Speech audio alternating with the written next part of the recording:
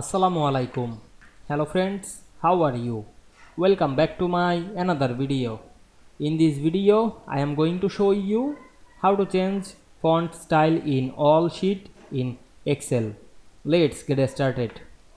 At first you have to open your Excel spreadsheet.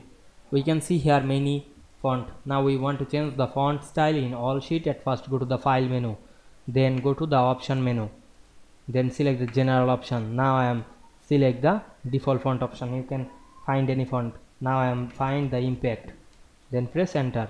We can see here open the please close restart Microsoft Excel so that font change can take effect. Click OK option and close the Excel. Click save, then open the Excel file again.